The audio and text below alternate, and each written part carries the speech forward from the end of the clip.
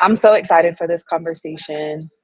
As we all know, Ghana is one of the most desirable destinations on the continent of Africa.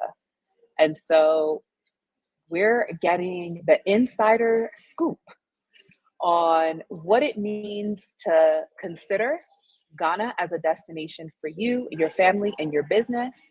And also, what are some of the things that you need to learn and know? Because honestly, there's just a lot of misinformation in the space, and we've got an expert. We've got Nazali Abraham from the Gooba Diaspora Network joining us, and she's going to give you the tea. So you're going to want to stay tuned. If you are new to the stream, welcome. Please join me in the chat by letting me know where you're joining from. And if you're not new, welcome back. And if you're watching the replay, just say hello as well. And if this sounds valuable, this content is informative and you find value in it, share it with someone else who would find value as well. So let's bring Nazali up. Hello, welcome. Hi, beautiful people. How are you all? How are you, beautiful people? Greet us in the chat, say hello. How is your Hello. day, Nazali? How are you doing? Today has been busy. I cannot lie. So the work that I do, we help diasporans who want to live, work, or play in Ghana, and that work doesn't end. As you said, Ghana is a very popular destination, so there's always people who are looking to reach out to figure out how they can do this thing. And so that's what today was. I had like 2 meetings, and now I'm here with you all. Yes. And you were telling me last week, I don't know if this is top secret, you had some special guests that you were hosting last week in Accra. Can you share? Yes, so Gooba Enterprises, we were hosting Jeremiah from the Cleveland Browns. So if you don't know him, he's the very, very fly brother who was wearing all of the African traditional attire in the NFL this season. And he got a lot of press about it. So he is half Ghanaian and also half Nigerian, I believe. And so he came to Ghana. He brought a delegation of about 30 people, a mixture of NFL players, coaches, his family. So his mother and sister came. I mean, it was a really, really good time. I remember him when you were telling me who he was. I was like, I don't know who that is. But now I remember because he was that very distinguished, good looking gentleman in the kente. Yeah, that was him. Yes, that was Okay, him. He's very conscious as well. The purpose of the visit, he has a foundation, Inqua Foundation, and so it's all about like educational empowerment through sports. So he was coming, meeting all the right people because the end goal is to have an education center here. So that's what they were coming to do. wonderful. Yeah. Wonderful. That's so important. And for people that are new to the stream, if you've never seen me before, you've never seen Nzali before, we've been sharing a lot of content over the last few weeks about the Africa Investors Academy Virtual Summit. It's happening this weekend. I cannot believe it's happening. The countdown is real. And I'm actually joining from WeWork. WeWork South Africa is an official sponsor of the virtual summit. So I'm super excited. And now the lights have gone out, which is actually better for my lighting. How do I get that lighting back? It was just a little bit of load shedding, y'all. But Yeah, we've been experiencing this here in Ghana. We don't call it load shedding, but we've been having something similar. So maybe it's just that and it time of happens. yeah. It happened. Well, South Africa, it's a real thing here. I think I'll talk a little bit more about that because there's just a lot of concerns, but ultimately there are challenges that come when you relocate to the continent. But we pick our battles, right? Because I Yep. choose my Africa challenges over the challenges that I had living in the US. While it was a great country for me to live in then, I don't want to live there now.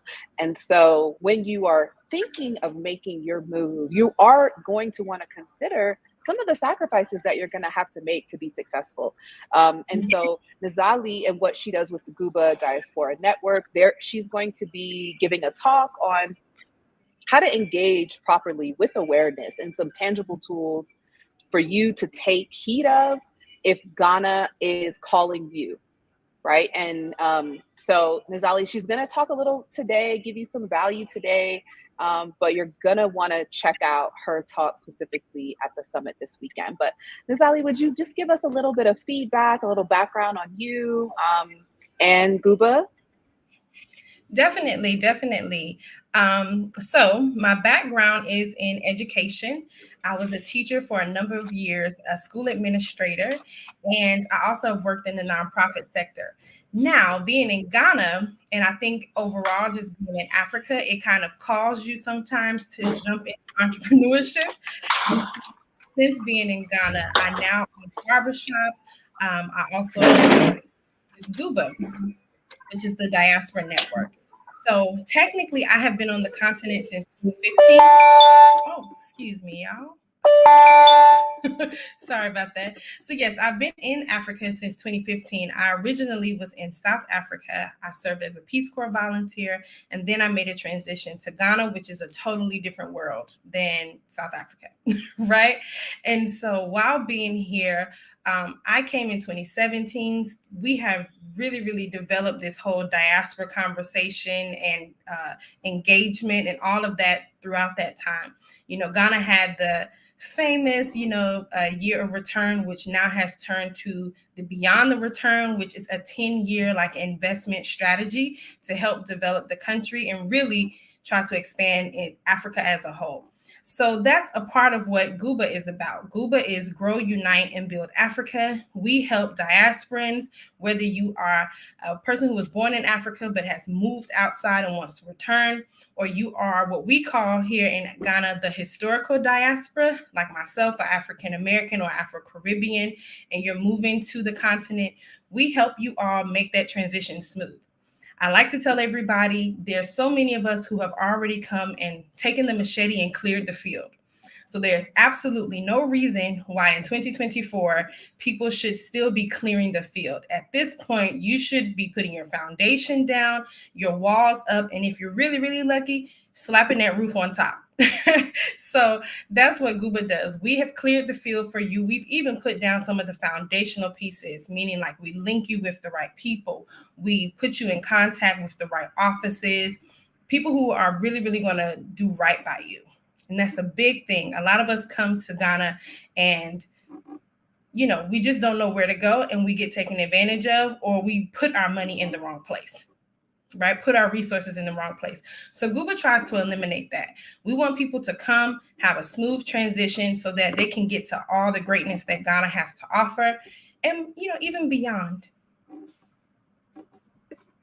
So yeah, when it comes to, hey, Ashley. Oh, I can hear you. Okay, I'm back. Can you hear me? I just wanted to give you the whole floor. That was so good. I did not know what Gooba stood for, so that's perfect. Global. Say it again. Can you say it again? Grow, Unite, Build Africa. Love that. I did not know, but you shared so much. So let's just jump right in. And I love the comparison of like the machete, coming as, pioneers or people who have kind of laid the groundwork, because that's essentially what we're all doing. The people that are here on the continent that have been here, the Africa as a continent is developing, but it's rapidly growing. There are some changes happening all over, some challenges, right? But the people that are willing to come now and that have been here for so long, whether that's 15 years, 5 years, 5 months, we need those insights. We need to be able to share them with each other and also be supportive, on the journey of it. So what are some of let's just debunk some of the myths that people have about traveling, moving, doing business in Ghana. What are some of the biggest alarming things that you hear that you chuckle at, right, in your head? Because there's like these looming things that we get all the time. What are some of those, and how can you just provide people with a level of ease around some of these myths? So I think the biggest one that I'll talk about today is that Ghana specifically is like unstable, right? Instability. So, and even Africa as a whole, because they're like, oh, is it war stricken? Is there hunger? Is there, the currency, does it go up and down all the time and all this type of stuff? And so I think that is a myth.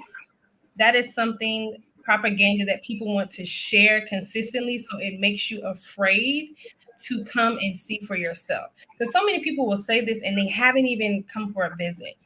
Anyone who has come for a visit is like, oh, I see endless opportunity. Now I just need to know how to tap into those opportunities. Ghana specifically, we have some of the most peaceful transitions of power. So we don't have a lot of, every other year there's a coup or a transition of power that's, by force. We just have an election, they transition, we go on about our day. It's very peaceful. Ghana actually is one of the most peaceful African countries that anybody will tell you. Even other Africans who live on the continent will tell you it's peaceful. And in Ghana, you'll see a lot of other Africans who live here. And one of the things that brings them here is the fact that Ghana is very, very peaceful. It's very, very safe. Even today, when I was coming back to the office to do this call, you know how when you're going to the ATM or the people who bring the money to the ATM, right? They have it in these like bulletproof trucks. They're suited up. The truck that they have in Ghana, number one, is not bulletproof. They don't even have a police escort. The people are not suited up. And this is how they're moving money throughout the city, filling the ATMs. Nobody's thinking, oh, somebody's going to do something to that truck and take that money. That's just not what we do here. So we are very stable. We are peaceful. We do have a higher currency exchange currently from US dollar to Ghana city. However, that works in your favor and you should use that. I know we don't like to talk about the privilege sometimes that we have when we come into Africa, but if you're using your privilege to create meaningful impact, I say use it. And that is the exchange rate. The exchange rate can work in your favor when you're coming. We also have dollar accounts in Ghana. So if you don't want to save your money in the bank account system in the local currency, which I'm against a little bit. Like, I think you should save it in local currency. But if you so decide, I just can't take that big leap today, you can still save it in a dollar account here. People don't know that. People don't know that you can move money into your Ghanaian account with ease. You can move your dollar into your Ghanaian account with different options. There's so many platforms that you could use. So yes, it's definitely not as unstable as Western media would like for you to believe. Absolutely. And we don't even want to get into the instability that where we come from, right? But I do want to talk about what you said, two things. We need to talk about privilege because it is a thing. And as people born in the US or raised in the US as Black women or African women, there is no, like, we can't fathom that concept of Black privilege in our homeland.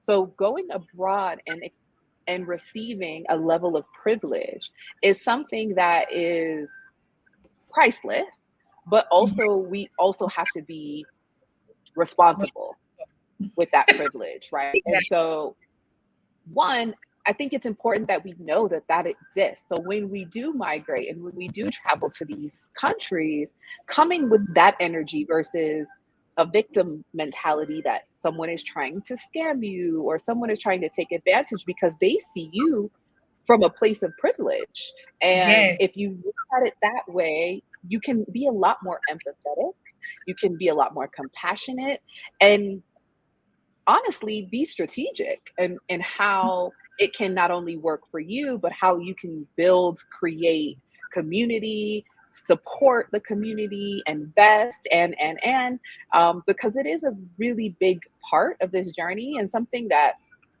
I talk about a lot. I'm not afraid to talk about. But in this conversation, we're also talking about investing, doing business, right? And so you need to have some stake in the game. Like having a bank account abroad in that local currency allows you to adjust to the financial and economic stability of that new country that you're in, your new home country. And so why wouldn't you want to explore what that looks like? The ups and the downs, because you're taking a risk, you're making an informed risk, but I really believe in that. I believe in diversifying your residency, diversifying your investment, and that means also diversifying your capital and the denominations, as well as the currencies, as well as the trade opportunities. So I'm here for that. And it's like, let's like give them the real, like open an account, keep CDs, okay, keep your dollar account, but you know, This I also want to tell people, like, to be, to lack flexibility is death. The thing about coming here is that your mind can open up to all the possibilities. For so many years, we've only heard of like very wealthy people having an offshore account, and putting their money into different international investments. You can do the same. Once you come, here in Ghana, we have the GIPC, which is like our investment leg, the Ghana Investment Promotion Center. They literally will roll out the sectors that we have, where we need the most investor resources, how you can monitor, what are the protocols around that particular sector that you need to know. So the information is there. The people here are ready. And it's just a matter of, I think it's the biggest thing is the mental play that we go through. And we have such a lack mentality sometimes that it's like, well, what if I go and I invest and I lose all my money? Well, you've done that before here. Here could be the US, it could be Canada, it could be UK. You've played a losing game there as well, some of us, right? But don't you take, and even when you think about investing in Africa, I'll speak for Ghana, I'll just look at real estate. Right now in the Google Diaspora Network, we have some partners who are basically selling real estate investment properties. One of them has like a 1-bedroom flat that you could purchase in a very luxury building. And it's what I think is like $45,000. So basically, you could buy a $45,000 apartment flat. You're not going to live here full time. You'll come back and forth, but it's an investment property. You can rent it out short term, long term, however you want to do. Rental prices in Accra have increased, so you definitely still could charge like a US rate for that apartment because it's furnished and it has amenities, and you'll make that investment back very quickly.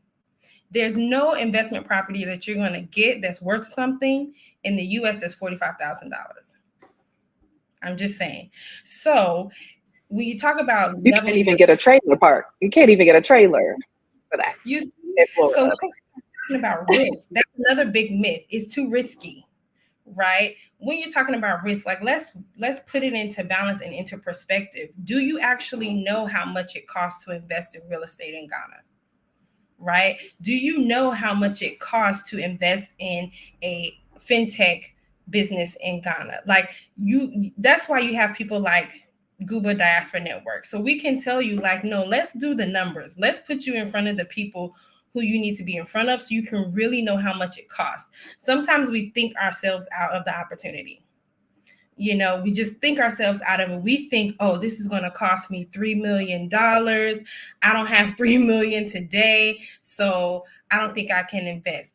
Meanwhile, literally, I had a meeting with someone today, and they're coming and they're like, no, we do have millions of dollars, and we are looking at investing in oil and gas. How can we do that? And we're like, oh, don't worry, we will hook you up with the right people. Let's make those connections, those introductions. That's a part of the network. The network is building like this underground, railroad of connected conductors and people that can get you from your country, Western country typically, into Ghana, connected with the right people so that you can then continue to do business, your investments, all of that with ease and without a lot of back and forth. That's so good. Raleigh, North Carolina. I just want to say hello because I'm a Carolina girl. I'm from Charlotte, so hi. Right, you better say so. Hey to your folks. That's so good. Now, and I didn't even know about oil and gas in Ghana, so this is a very high level conversation. So when we're talking investment opportunities at the summit, we're really going to be talking about some of the less intimidating. And again, like this is, I say maybe a limiting belief, right? Because all it takes is knowledge and awareness of an opportunity. Our choice to be intimidated is just that, it's a choice. So I think for this summit, I wanted to present opportunities that people could easily start themselves, if anything, with like very limited knowledge. Well, let me not say limited knowledge, limited capital, in the areas of tourism, personal professional development. Um, but then on the real estate side, everybody knows real estate. We all know that land is the most valuable, tangible asset, right? Outside of maybe time, data, but land. And so the fact is that there are so many opportunities at the summit. We're going to really be focused on meeting and events, tourism, agribusiness, agriculture, real estate, and then just some of the other opportunities for doing business that aren't going to cost you as much money. But just know that we're literally scratching the iceberg, right? We're not even going super deep. But for those that do have an interest, you can absolutely engage more with Nzali and the Gooba Diaspora Network. So just taking a step back, because I think for people, let's say, with very little awareness of immigration, right? As Americans, we have this very interesting relationship with citizenship and immigration, right? We have been shown that immigration is like the death to a country, and anything that is outside of citizenship is instability, or what is that process like, or what type of options are available for people that decide that they want to migrate and do business or invest in Ghana? So the very basic thing that we have is like your permanent residency, right? So if you know that you're a person who's going to spend majority of your time in the year in Ghana, then you need to go ahead and look at going into permanent residency. However, if you're just coming and you know you're going to do like a quarter in, a quarter out, then you really can just come on your regular visa. Because once you come into country, your visa will give you the stamp at the airport to give you, I think it's like 60 or 90 days. Depends on what type of visa you had. And then you can just stay. You'll go back out. But when you do that option, you will have to have a visa every time. The good thing is, in Ghana, we do have visa on arrival. So if you are coming into Ghana, you know you're a person that's going back and forth, you can just do your visa on arrival. You get it when you're in the airport. They'll give you your stamp in your passport. Since it's a visa on arrival, it'll be 60 days. You'll have 60 days in country that you can do, and you can go back out. Now, if you want to stay for a more permanent time, you'll go with getting your visa. Then you'll also get your permanent residency. Residency, it will require that you have like a person who kind of vouches for you. However, the Office of Diaspora Affairs, they are there to vouch for you. So you make your way right on down to the Office of Diaspora Affairs with the President Office. Let them know what you're doing or what your mission is in Ghana. They'll help you go through that process. They will also vouch for you most of the time. And then you can pay the fee, get your permanent residency visa. We also have something in Ghana called the non-Ghanaian citizenship card. That one is for, again, if you're a permanent resident or even if temporary, that's like our ID card. Everybody in Ghana has to have it. If you're Ghanaian, you have the one for Ghanaian citizens. If not, you have to have the non-residency card. However, again, that's what we make simple.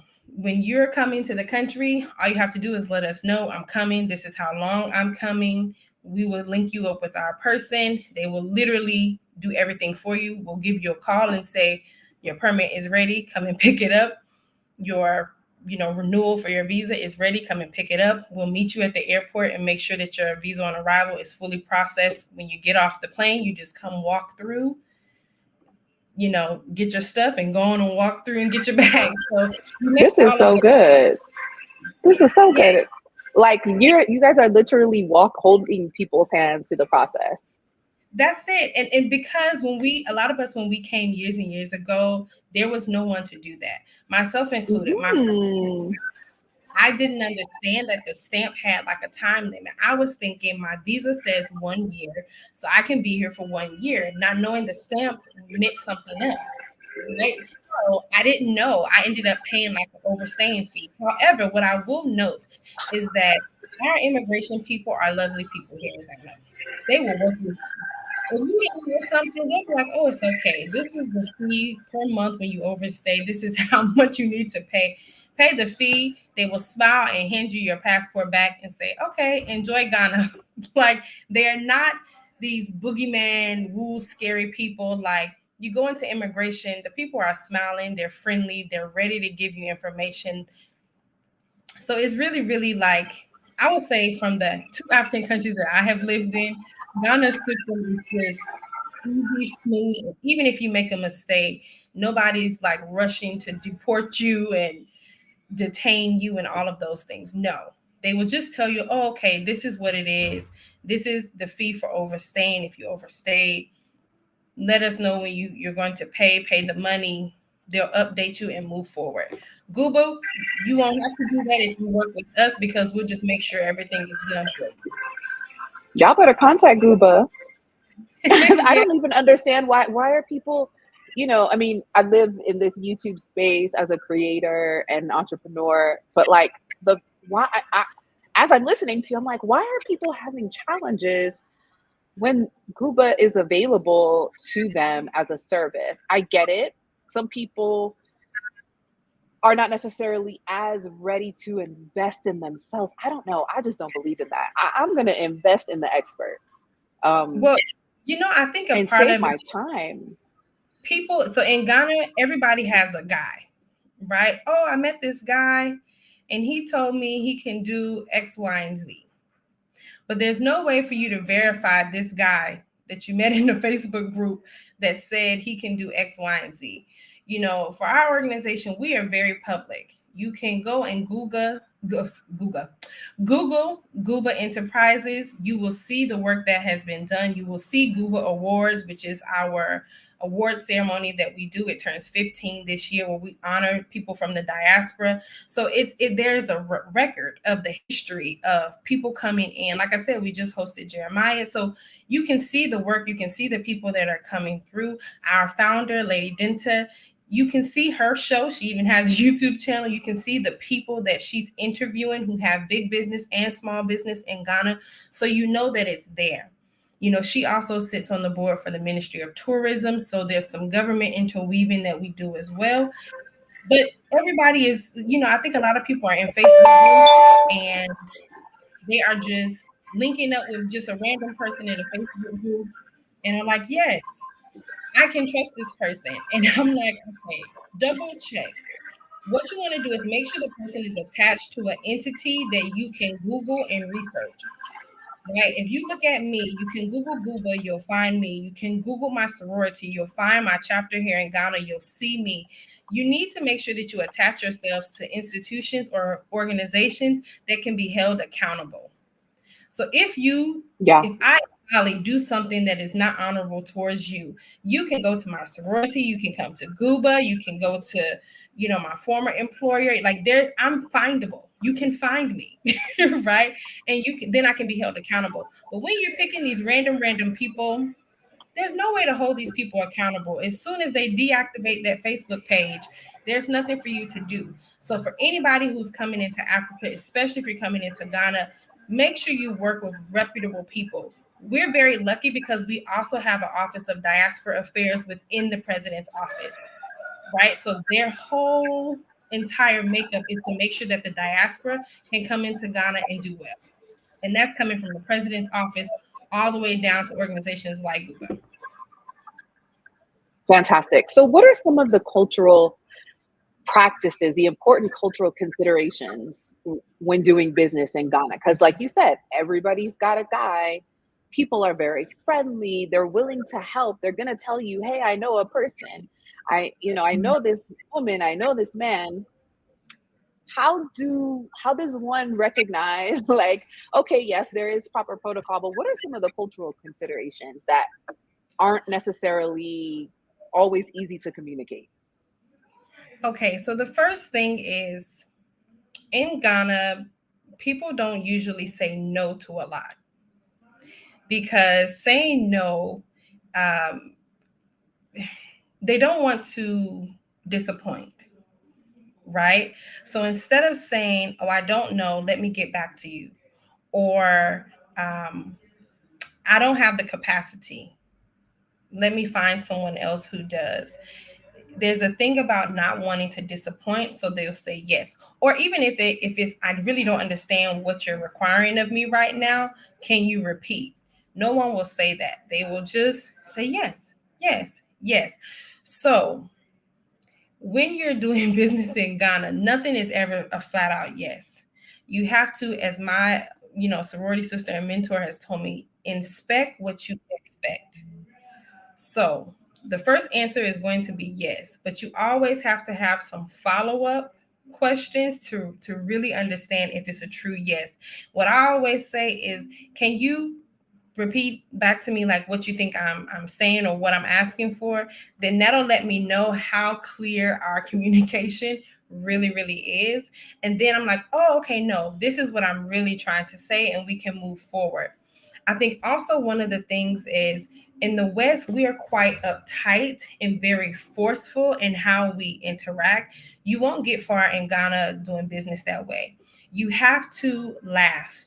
You have to, what we call gist, just be very familiar. You have to go to the weddings, go to the baby naming, go to the funeral and contribute a little something towards the funeral, because people here do business with people that they feel like they know, people that they are comfortable with, all the way from the big people to the small people. So like, think when Gooba does things, we always host what we call like networking brunches or networking dinners.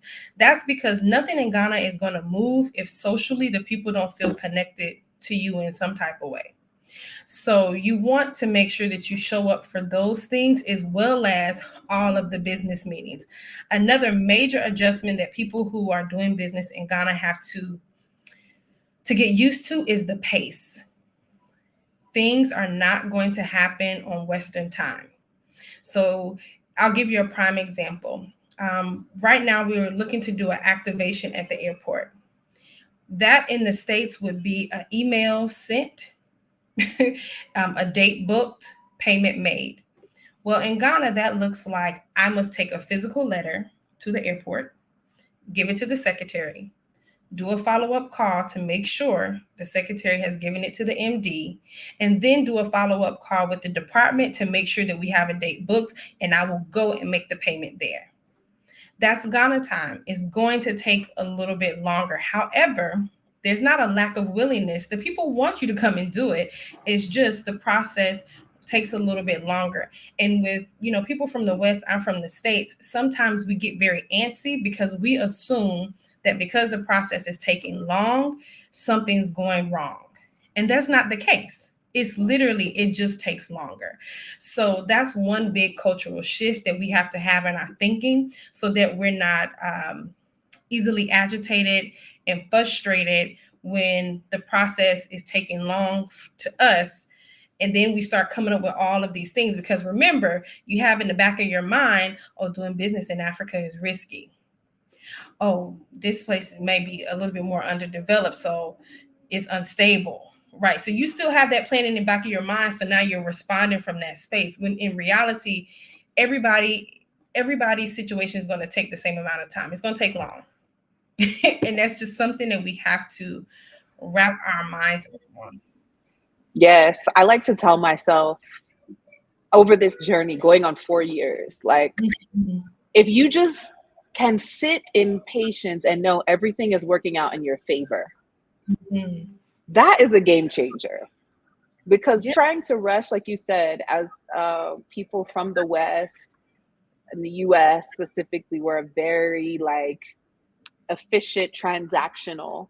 Mhm. We expect to give something, we expect to receive it immediately. If we show up for an appointment, we expect you to be there on time. If we pay for something, we expect for the good to be in our hand immediately. It doesn't necessarily work like that across the continent. I'd say South Africa is different in that way. Like, there are some areas where you can expect that type of transactional experience, but that isn't true to the culture of the people. And you yourself will just drive yourself crazy.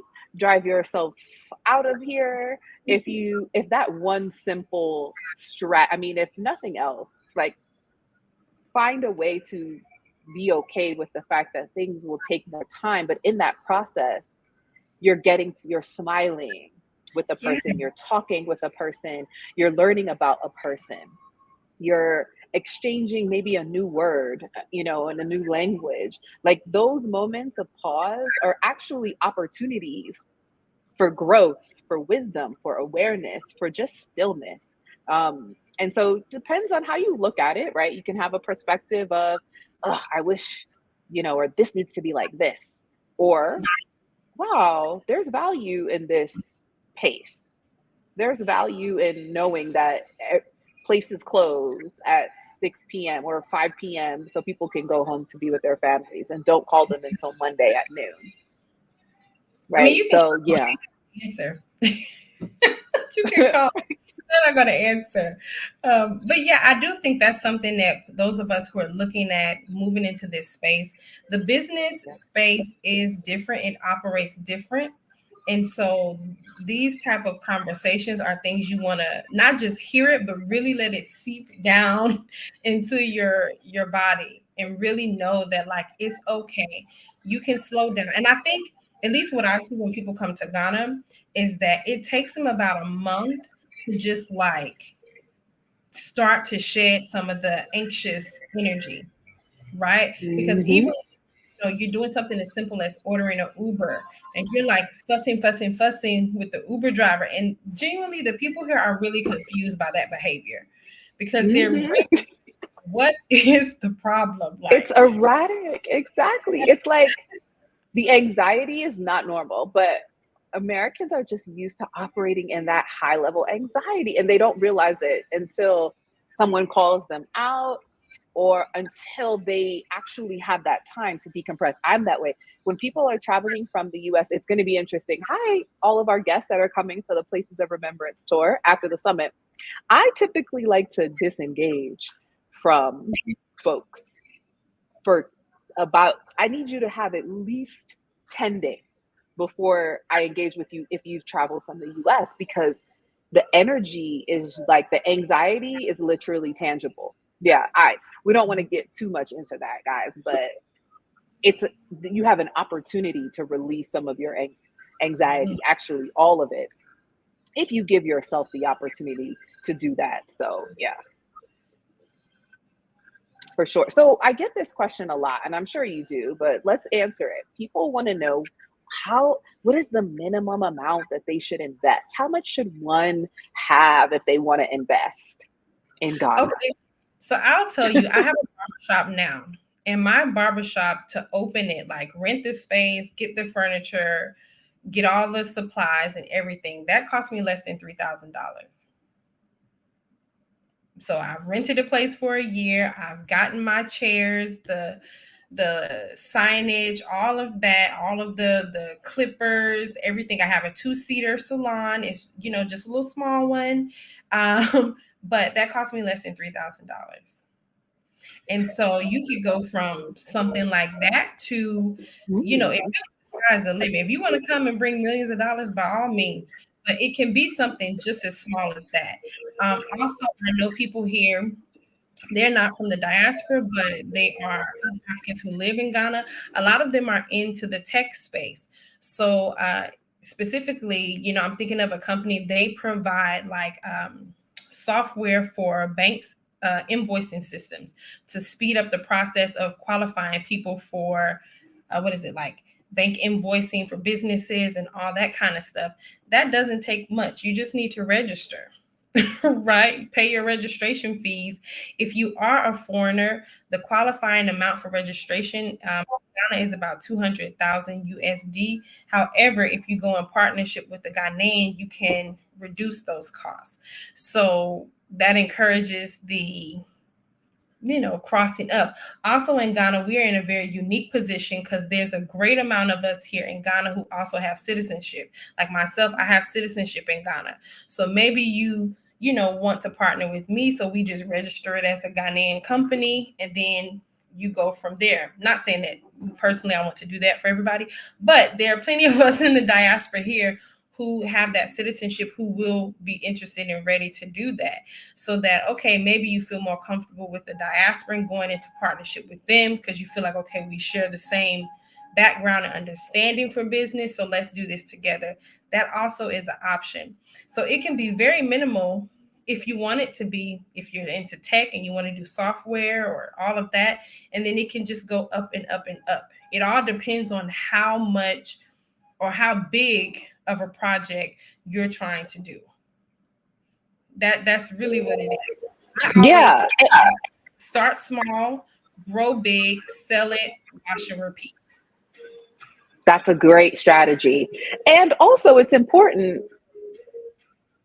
that people maybe consider, if you decide to go the route Nizali has gone, where you're opening an actual brick and mortar, I'm not sure if it's the best assumption to think you're going to open up a business and head back to the US and think that it's going to yield you the type of returns that it would if you were in the US, right? Like, opening up a brick and mortar means you've bought yourself a job that you need to be at on a regular basis to monitor growth, to manage, to execute, troubleshoot, all of those things. So there are these opportunities to start small and grow.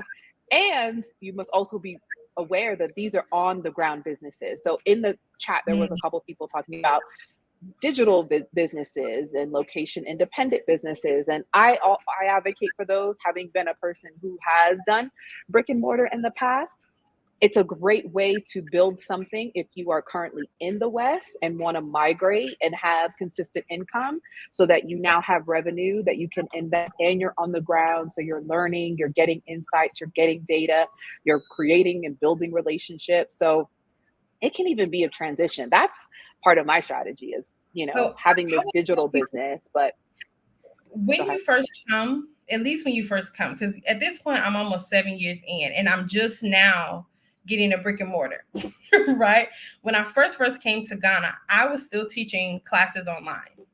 And that was my income. And then I started to branch into doing more work here. But even now today, I still have remote work that I do because it's just good to have the extra foreign income coming in, even while I still have a business here in Ghana that's on the ground. I encourage everybody to look into the digital space. In Ghana specifically, one of our biggest things is that the government hasn't really figured out a way to fully regulate the digital space. So that's an opportunity.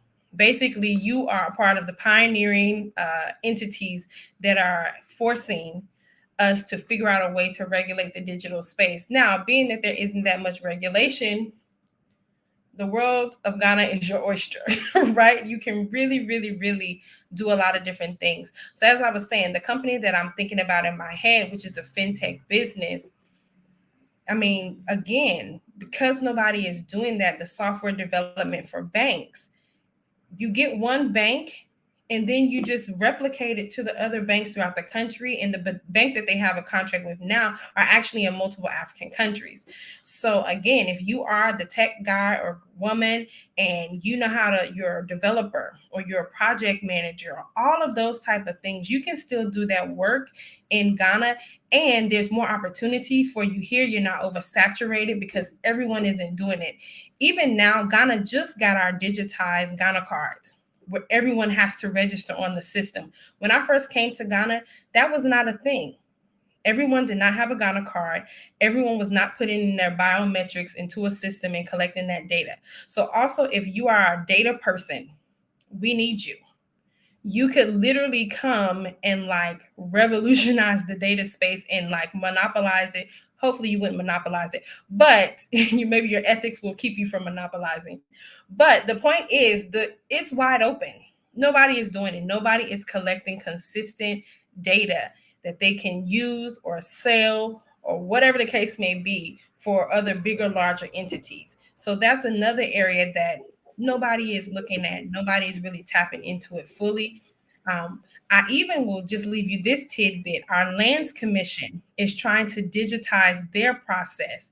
They haven't done it, but it is a part of their strategic plan. So if you have city planning experience and you are into data mining, or you know somebody, two of y'all partner up, we can link you with the Lands Commission so that they can get this process digitized, so we have less of these problems with people buying land 2 and 3 times, or the people are selling the land 2 and 3 times, and it's taking us longer to catch the issue.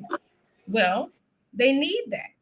They're looking for that. So you could be the person that gets that contract. So again, that's so good. You're giving all the jewels, all the gems. I mean, and not monopolize the education piece, right? So come do business and create a skill share, create a digital academy, create an in-person academy where you're able to share that knowledge and train and teach and educate the community, so that there continues to be innovation in that space and there continues to be growth in that space. So I love that, because there are so many questions around the land. I didn't really want to get into that because I know we're going to talk a lot about that at the Africa Investors Academy Virtual Summit. But I think it's just a great segue into the fact that there are limitless opportunities. When people reach out, it's always shocking to me.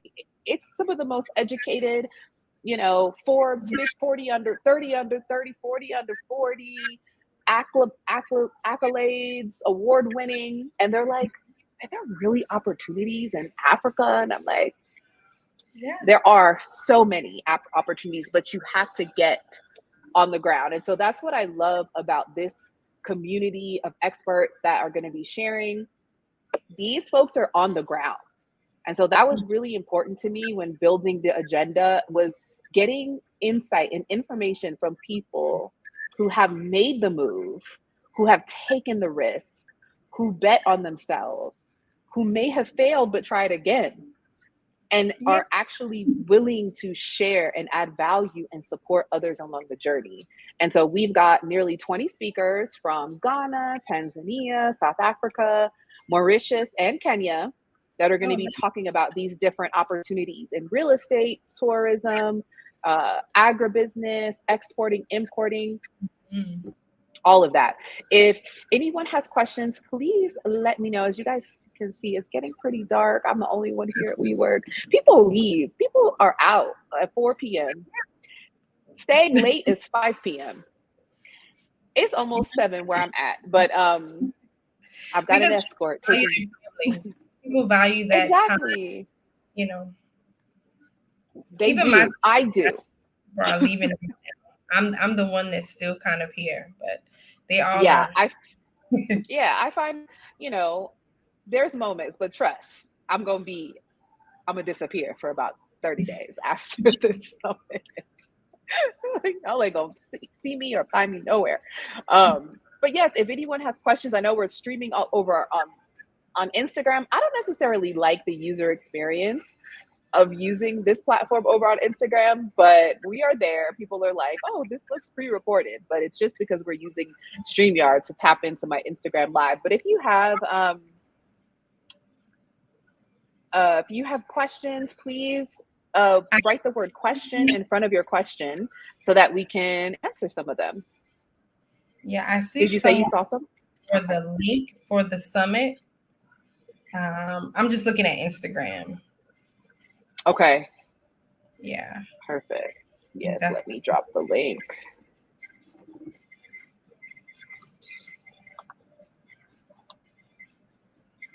Okay. Can we connect with Gooa? Yeah, how do I respond to her?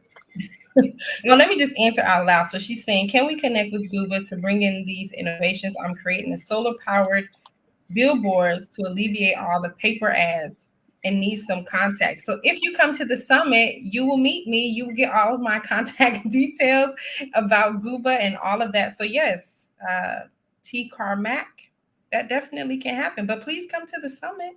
So you can get absolutely. Attendees will get the contact information of all speakers. Otherwise, you're gonna have to search for her on the internet. Okay. Yeah. But attendees will get full contact list for all of our. Oh, Go ahead. sorry. Sorry. I do see someone who was talking about lands commission and the digitizing of the system. They're saying that it's already happening. And I'm saying that I recently have spoken to them and we are still at the beginning phases of getting some of that done. Yeah. Who gonna check her? I'm just saying, like, that wasn't the energy, but I'm saying you were sharing that, and I'm just instigating a little bit because we be here on the ground, so we know what's happening, especially based on our relationships. Yeah, and sometimes, so like with Gooba, we have done like investment tours in partnership with GIPC. So they've gone into the UK with us, we've taken them into the US, and of course we'll continue. So we're constantly kind of hearing the updates on things that are happening when it comes to investment, when it comes to what some of the different public sector entities are doing. So that's why when I'm saying like, no, this is a space that you probably can go into, is because I'm listening in and sitting in on some of those conversations where people are saying, these are the things that we're looking at doing, right? These are the things that we can, we would like to push in, or maybe if you have some connections with people in the diaspora who can do this, and this. So that's why I'm saying those things. I'm not just, mentioning them by happenstance. It's just because they're at the top of my brain, because these are conversations that are frequently kind of going on and floating through the office here. Awesome. Someone is asking about the aviation industry. Do you know much about that industry? Pilots or pilot training? I don't personally know a lot about the aviation industry, but what I do know is that we do have some connections with McDan, which is a big aviation logistics company here. So if you want that information and you join our network, then we definitely can put you in connection with those people. Also, I believe, I want to say it's like Passion Airlines, because the Ghanaian's aviation system, we have like localized airlines that we use. Some of them fly throughout Western Africa and other parts of Africa. But to my knowledge, I don't believe we have an airline coming out of Ghana that does like out of Africa flights, right? So that part, I don't believe that we have. But like I said, I don't know that system or that industry extremely well, but I know we do have connections with business entities that are longstanding that are in aviation and logistics, so that we can connect you with. Thank you for answering that. Is this valuable, guys? Are you finding value from this content? If so, please like this video. I don't know how we're looking, but we have 40 people, so we should have at least 40 likes. So please like this stream so that other people can find it. If you're finding value, someone else needs to see this information, because we're dispelling myths. We're giving information, insight that isn't regularly available, and speaking against some of the bad things that you guys are hearing about Ghana that just quite frankly are not true. So like this video, share it with someone else who would find value in it. And if you're not subscribed to the channel, please subscribe, as well as subscribe to the Google Diaspora Network channel as well. Trey asks, what's the structure for your barbershop? How are they compensated? So this will come into some of those cultural things. In the States, people pay booth rent and you just kind of let them be. Most barbershops in Ghana, including mine, we don't do that structure. What we do is like a split, three-way split. So whatever is gathered for the month, we split it. The barber gets a third, the business gets a third, and then there's a third that kind of takes just the upkeep of the shop, right? So that's how we do it. We usually do a split. If there are more than one barber, then you will keep tabs of their customers, at least in my shop. We keep tabs of their customers, and whatever their collection was for barbering, then we split it with them based on that. But paying booth rent and just letting it be, I would not encourage that in the Ghanaian space. Just because, how do I say this? Barbering in the States is seen as like an entrepreneurial endeavor. Not so much, and people take a lot of ownership in the States when they're a barber or they're a beautician, and they're like constantly seeking and trying to book their clients, and that's not necessarily the space here. people, when they come and work in your shop, they really are looking for you to pull in the clientele, and they provide, the skill of the barbering or the doing the hair. So that's why it's not really advisable. Because even when I was looking into doing it, people were told me it's not advisable to do it where they just pay booth rent and go from there. No, that's good.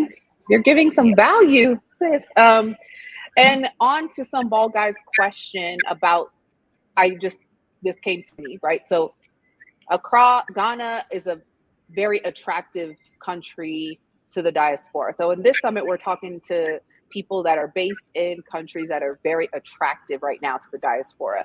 That includes Ghana, Tanzania, Kenya, and South Africa. There are many more. The diaspora is welcome all over the continent, but these are the markets that people are speaking about the most. Now, there are other countries that are still developing. There are entrepreneurs every day. I just read an article of, I think she's one of the first African women to own an airline. And Oh, I want to wow. say she might be out of Zimbabwe, or don't quote me. But saying that to say, countries that are developing their own airlines. So it might not be Ghana, it might be a neighboring country, it might be another country, right, that is looking for pilot training. So that's also something to consider. If that is your skill set and that is what you know, I always recommend people go with what they know. I made that mistake and came here and thought I was going to start exporting coffee, knowing nothing about agribusiness, coffee, just because I loved it and I loved the women farmers that I met. And I wanted to, do something for the women that I met that were harvesting the coffee berries, right? That was not a good idea. I spent a lot of time and a lot of money trying to learn a new business and not make anything. So I recommend coming in with what you know and finding a market where that works, that is also in alignment with the values that you have in a new home country. I hope. And I like to encourage people to come and embrace some ease when you come. Like, you don't have to recreate the wheel and join the rat race, or you're not going to join the rat race here. You're just going to be making one for yourself, and everybody else is going to watch you do that. They're going So to be you don't, looking at you like, yeah, you don't have to do that. Embrace the ease. Take time to get to know the space. Also, you want to look at what people are willing to spend money on here. When I was working at the university, I was the admissions manager, one of the universities here. I was an admissions manager, and that position really helped me recognize how Ghanaians make decisions about where they're going to put their money. Because we were trying to sell a school where the tuition rates were in USD. And people were like, well, I can just go to the government school and pay a fraction. So that opened my eyes to how people make money decisions here in Ghana. And so in that position, that was in 2021. 2021 going up until more recently. So with that, you have to really, really think about it. Watch where people are willing to put their money. Number one in Ghana, people are always building. I'm just say that flat out. People are always building something, even if they're building for 15 years. So materials, construction material, people are going to buy it. This is going to sound sad, but the funeral industry, people are going to spend. They will collect money from you, from the employer, from the family, susu, everywhere. They will put money into that. The beauty industry, people are going to look good. Africans like to look good, smell good. They're going to do that. Weddings. Anybody in the chat, if you are a person who is a wedding planner, if you learn the customs here, you will make money. Period. If you learn the customs and you give it a little special edge, put a little sprinkle dust on it. Food. People are going to buy food, right? Like I think people sometimes come and they want to well, I want to do this, renewable energy project where I build a village that's sustainable. And that, listen, observe the people. what are the people who are really going to support you here in the country? Where are they going to put their money towards? These are the people that are going to be paying for your services or your products, unless you're exporting outside, and then you have a totally different, mind frame around your business. But if you're looking at something where you also are going to be depending on the local buy-in, you have to look at how people are spending their money, what they're willing to spend it on, and how they make the decisions about what they're going to spend it on. So, and that takes a little bit of time. Absolutely. You got to keep It looking. does. Be Yeah, patient. no, it's so true. It's so true. Last night because the businesses that are the most consistent and the money makers are the least sexy, but they're the Mhm. ones that solve a problem, like a basic need for the majority. And so people will struggle by creating a business only for the diaspora, because a lot of people will do that. Yeah. They'll come create a business and they'll be like, oh, I'm gonna market to the, and that can be a strategy, but not for long. You need to be able to position yourself in a market so that you can scale, especially if you're adding value, right? Like, you want to be adding value to the most amount of people that you possibly Yeah. can. So yeah, I mean, you just gave Yeah, every, this story. There was a yes, lady. please. I went to like a economic conference or economy conference. It was for women though, and there was a maybe mid-age Ghanaian lady there, and clearly she was like one of the more wealthy women there, and her business was selling eggs. And so, literally, and anybody who's been to Ghana or you run in a Ghanaian circle, Ghanaians love eggs. Eggs go in everything. Okay, a boiled egg in everything. So she was just saying what she would do. She had a farm. She would keep her eggs. She would store them until the time where the year where the availability of the eggs was kind of going low. Then she would flood the market with her eggs she had been storing. And this is how she's made her big money. And now she has farms all up and down. She's just selling eggs, literally selling eggs. So, but she knows the system. She knows when the market is low on eggs.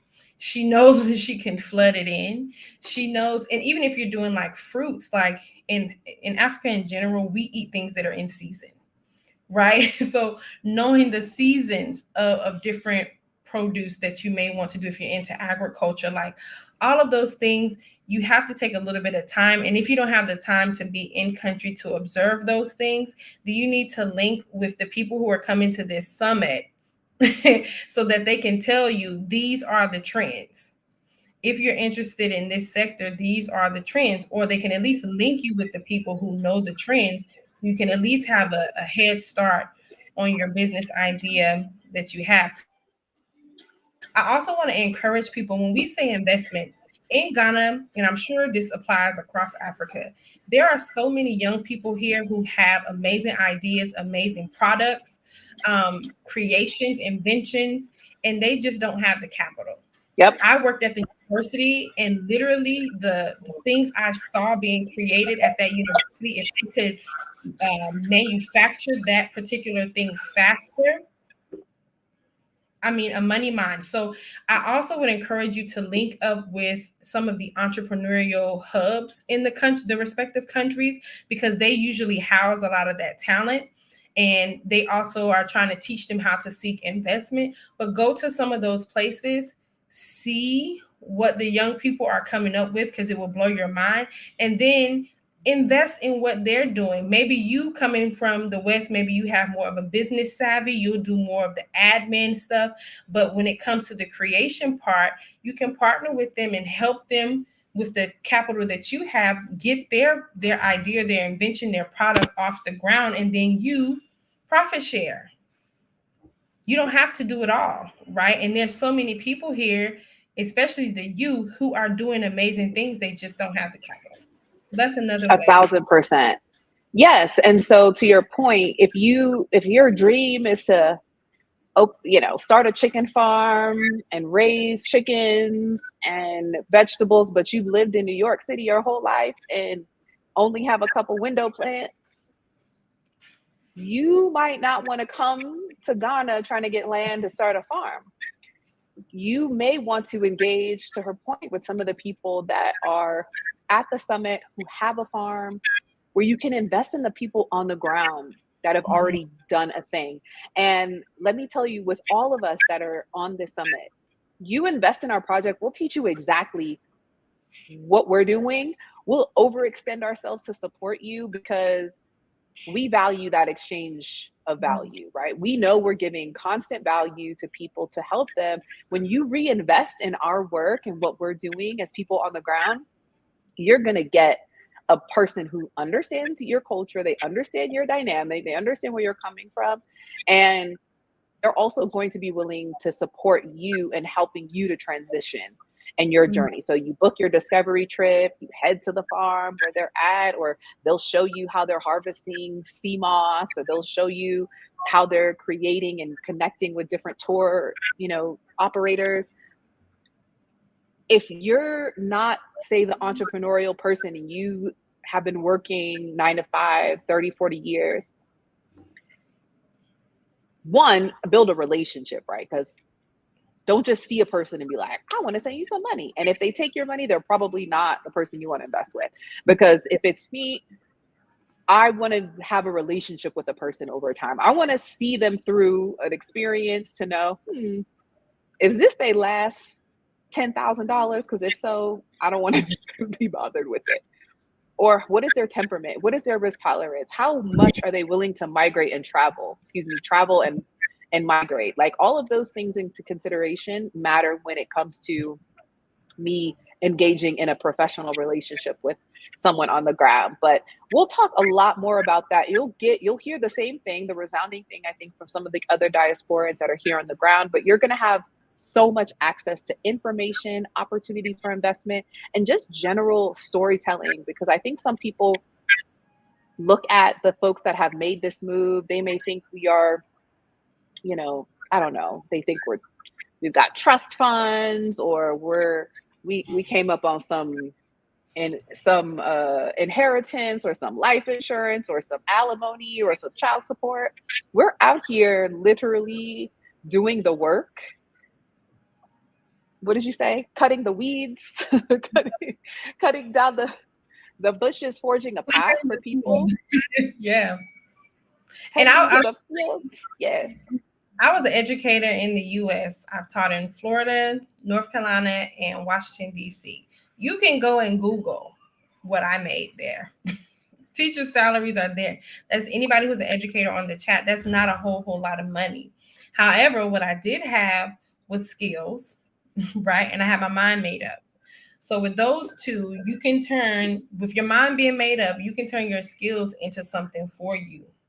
You just have to have your mind made up. And so, again, the summit is a place where you can hear from a plethora of people who have, made that decision and stuck with it and made the thing come to life. You don't have to always have these absorbent amounts of money, right? You just have to have, a plan and stick to it. Be a little bit flexible with the plan, but at least the bottom line is this is what I'm doing. And then you move and take good information from good people. Absolutely. And you also need community, right? Mm-hmm. So you're doing something that is different and alternative to most people. This is an alternative lifestyle that my friend explained to me. And so when you're doing something that is out of the norm, out of the box from what everybody else is doing, because people are going to say, oh, no, I heard this. I heard they scamming. I heard this. You know what? Like, when you arrive and you see the people that are thriving in said country, you're going to turn back to look at the people who told you what they thought they knew, and they're not even going to be able to match up their words with what is actually happening on the ground. But you need community. So you're going to need to hear, that's one of the things that I'm most excited for the attendees to get, is if you have a desire and if you have a vision, all you need to do is be poured into a little bit so that you can turn that vision into action.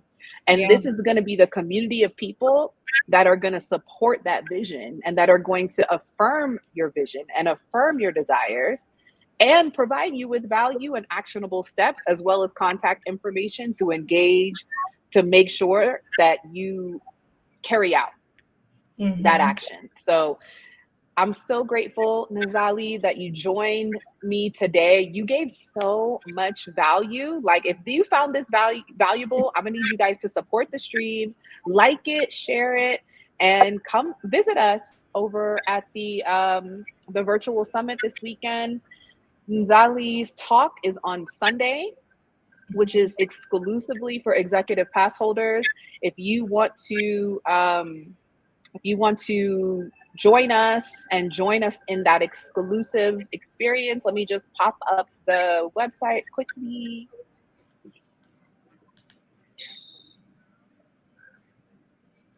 Yes, please make sure you come on in. Yes, so here is, let me start at the top. As I mentioned, we are sponsored by WeWork. So excited. 1 day and 20 hours. Yo. It's going down. The 3-day executive access pass is what you absolutely want to get. It's the most value. You're going to get access to the Sunday talk. You're going to get access to be backstage with all of the speakers. You'll be able to come on and ask your questions live. And you also will get 30 days of the replay. So you will be able to watch the replay, and you're going to want to rewatch these replays because you're going to get so much value at the end of those 3 days that you're not going to be able to remember it all. So you'll have the replays available to you for 30 days with that executive access pass, as well as getting the Sunday agenda, which includes diasporans talking about their personal journeys, their challenges, and how they overcame them to still be living on the continent, whether it's been 5 years, 15 years, 4 years. You're going to want to hear from them. So this is our lineup. We've got talk speakers from Tanzania, Ghana, South Africa, Mauritius, and Kenya. So excited.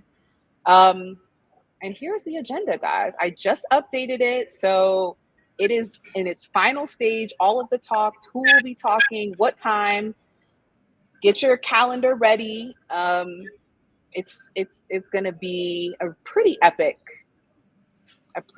time. So thanks for joining, Zali. It has been an hour and some change. We need to go home. Yeah. And I will just say, for people who are going to live in a crowd, we do have traffic. So that part I did not escape. However, I'm just going to let it go. Gonna let it yes, go. we have traffic here as well, but we also have Uber, Bolt. So whilst you're in traffic, you can be working, you can be vibing, you can be eating, all of those whatever. things. All of those things. So I enjoyed you so much. Thank you everyone for joining. All of the links are in the description. Join us. Can't wait to see you live. See you then. Alrighty. See you this weekend. All right. Until the next time, guys. I'll see you soon. Alrighty. Bye. Bye.